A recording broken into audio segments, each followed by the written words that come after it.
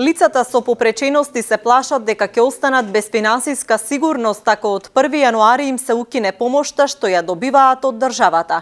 Членовите на Сдруженијето Мобилност на денешната средба со градоначалникот и одделението за локален економски развој побараа општината да ги поддржи и заедно да алармираат да не им се прекинува финансискиот додаток кој што го добиваат од државата.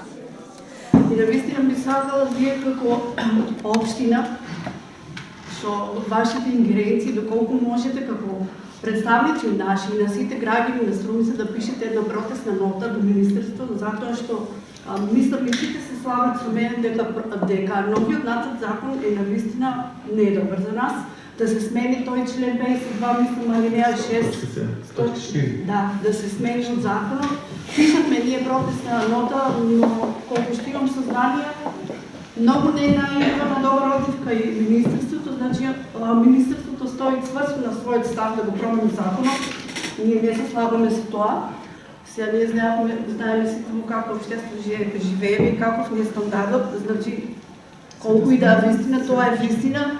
3-4 илјади за нас многу значат, за некој можеби ично ведногам, значи во името на сите нас да пишете протестна нота, да се забележи тоа, затоа што на вистина мислам дека оваа промена на законот нема да биде добро за сите нас.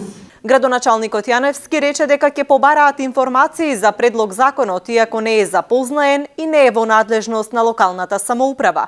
Од одделението за локален економски развој пак им порачаа на лицата со попреченост да ги пријавуваат сите проблеми и бариери со кои што се соочуваат на локално ниво. Денеска се даде во употреба и специјалното возило донација од Република Бугарија, кое што ќе им служи на лицата со попречености во нивното полесно движење.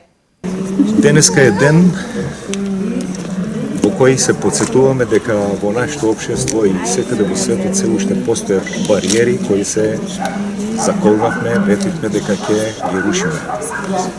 Бариери психолошки, бариери физички, бариери со стереотипи, бариери социјални кои што мораме една по една да ги рушиме. Еве денеска во тој правец една од бариерите кои беа во нашата општина на некој начин ја рушиме и ја олеснуваме со тоа што го ставаме во функција специјалното возило за лицата кои што имаат потреба од такво возило.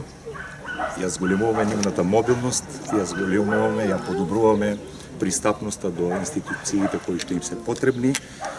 На тој начин го олеснуваме животот. Специјалното возило ќе се користи и за организиран специјален групен превоз на други лица од ранливите групи за активности од јавен и општествен интерес и евентуални потреби на општинската администрација во функција на општествени активности.